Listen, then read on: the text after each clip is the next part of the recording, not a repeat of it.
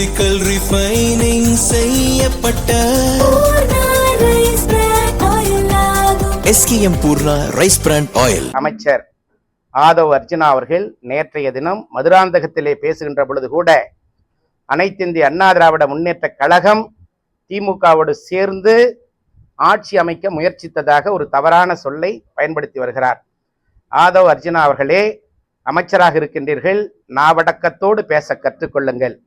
புரட்சி தலைவர் எம்ஜிஆர் அவர்கள் சொன்னார்கள், பதவி வரும்போது பணிவு வர வேண்டும் என்று சொல்லியிருக்கிறார். ஆனால் நீங்கள் இன்றைக்கு ஆணவத்தால் அகங்காரத்தால் ஆட்சி அதிகாரம் உங்கள் கையிலே இருக்கிறது என்பதற்காக அனைத்திந்திய அண்ணா திராவிட முன்னேற்ற கழகத்திலே இருக்கின்ற சிலரை ஆள் பிடிக்கும் வேளையிலே குதிரை பேரம் நடத்தி இழுத்து கொண்டிருக்கின்றீர்கள் என்பது நாட்டு மக்களுக்கு நன்றாக தெரியும்.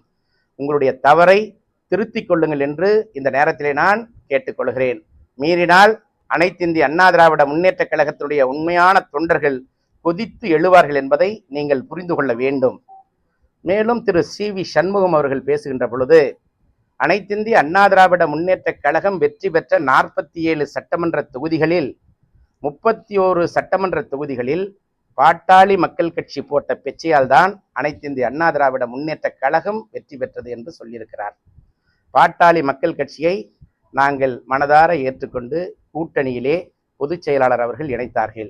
மேலும் பாரதிய ஜனதா, அம்மா மக்கள் முன்னேற்ற கழகம், தமிழக வெற்றி கழகம், புதிய நீதி கட்சி, தமிழக வெற்றி கழகம், அம்மா மக்கள் முன்னேற்ற கழகம், தமிழ் மாநில காங்கிரஸ் உள்ளிட்ட இயக்கங்களோடு கூட்டணி பேச்சுவார்த்தை நடத்தி அனைத்திந்திய அண்ணா திராவிட முன்னேற்ற கழகத்தினுடைய தலைமையில் ஒரு மாபெரும் கூட்டணியை அமைத்தார்கள். அந்த நேரத்திலே கூட்டணி கட்சி நிர்வாகிகளுக்கு உரிய மரியாதையை அண்ணன் எடப்பாடி அவர்கள் தந்தார்கள். அனைத்து கூட்டணி கட்சியினுடைய தலைவர்களோடு அரவணைப்பாக சென்றார்கள்.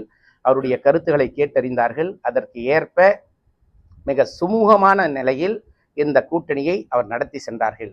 இந்த கூட்டணியுடைய பலத்தால் 47 இடங்களில் அண்ணன் எடப்பாடியார் அனைத்திந்திய அண்ணா திராவிட முன்னேற்ற கழகத்தின் சார்பிலேயும் மேலும் 6 இடங்களில் கூட்டணி கட்சிகளின் சார்பிலேயும் வெற்றி பெற்று 53 இடங்களில் அனைத்திந்திய அண்ணா திராவிட முன்னேற்ற கழகம் வெற்றி பெற்றது என்பது உண்மை.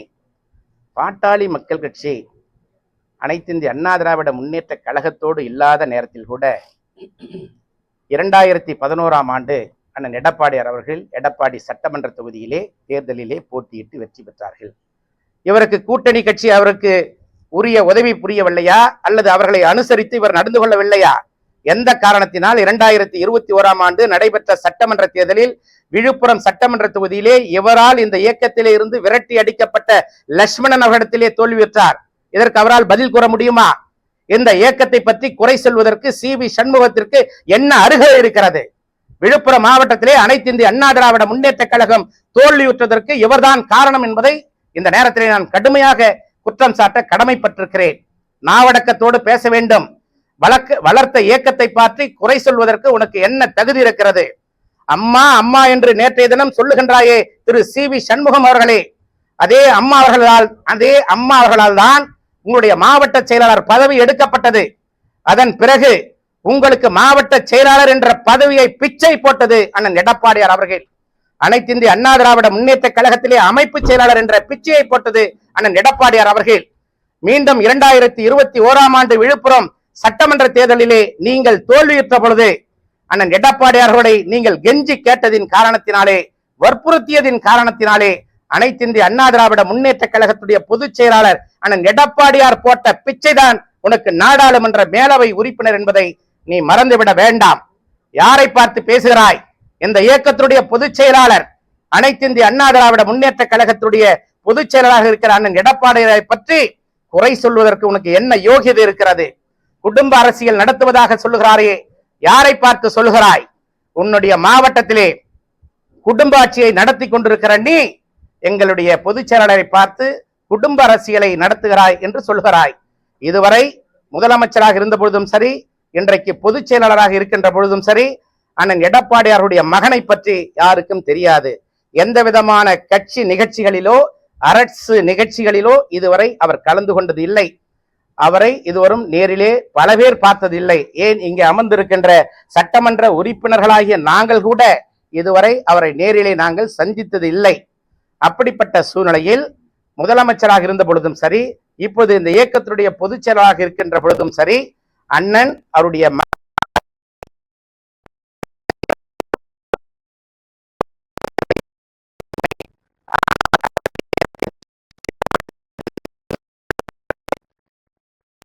ராதாகிருஷ்ணன் அவர்கள் அந்த மாவட்டத்தினுடைய குறுநில மன்னராக செயல்பட்டுக் கொண்டிருக்கிறார் என்பது அந்த மாவட்டத்தில் இருக்கின்ற கழகத்தினுடைய நிர்வாகிகளுக்கு நன்றாக தெரியும்.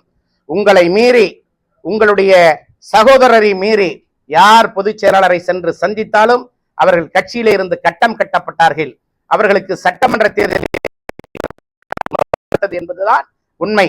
திரு செங்கோட்டையன் அவர்கள் அவருடைய வயதிற்கும் அவர் வகித்த பொறுப்புகளுக்கும் அவர் நிதானத்தோடு பேச வேண்டும். இன்றைக்கு இந்த இயக்கத்திலே வளர்க்கப்பட்டு மாண்புமிகு அம்மா அவர்களால் அடையாளம் காட்டப்பட்டு அண்ணன் எடப்பாடியார் அவர்களால் மீண்டும் பள்ளி கல்வித்துறை அமைச்சராக பதவி வழங்கப்பட்டு அனைத்து இந்திய அண்ணா திராவிட முன்னேற்ற கழகத்திலே அடையாளமாக காணப்பட்டவர். ஆனால் இன்றைக்கு இந்த பதவிக்காக தரம் தாழ்ந்து பேசுவது அவருடைய வயதிற்கும் அவருடைய அனுபவத்திற்கும் உகந்தது அல்ல என்பதை தெரிவித்துக் கொள்கிறேன். அனைத்து இந்திய அண்ணா திராவிட முன்னேற்ற கழகம் மூழ்குகின்ற கப்பல் அல்ல, அவர்தான் மூழ்குகின்ற படகிலே என்று தொத்திக் கொண்டிருக்கிறார். அவரை பாதுகாத்துக் கொள்ள வேண்டும் என்று கேட்டுக்கொள்கிறேன்.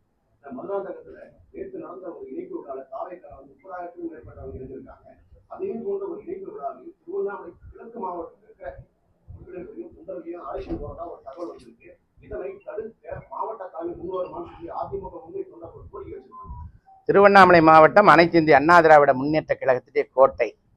இது அனைத்து இந்திய அண்ணா திராவிட முன்னேற்ற கழகத்துடைய கோட்டை என்ற காரணத்தினால்தான் திருவண்ணாமலை மாவட்டத்திலே 5 சட்டமன்ற தொகுதிகளை கழகம் வென்றிருக்கிறது.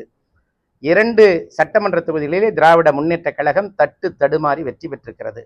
200 வாக்குகள் வித்தியாசத்திலே மட்டும்தான் போலூரிலே தமிழக வெற்றி கழகம் வெற்றி பெற்றிருக்கிறது. எனவே இந்த மாவட்டத்திலே தொண்டர்கள் யாரும் செல்ல மாட்டார்கள். இந்த இயக்கத்திலே பதவி அனுபவித்தவர்கள் முன்னாள் நிர்வாகிகள் சிலர், முன்னாள் சட்டமன்ற உறுப்பினர், முன்னாள் நாடாளுமன்ற உறுப்பினர், முன்னாள் கூட்டுறவு வங்கியிலே பதவி வகித்த சிலர்தான் பதவியை எதிர்நோக்கி சென்று கொண்டிருக்கிறார்கள். எனவே இந்த மாவட்டத்திலே எந்த ஒரு தொண்டரும் அங்கே செல்லவில்லை என்பதுதான் உண்மை.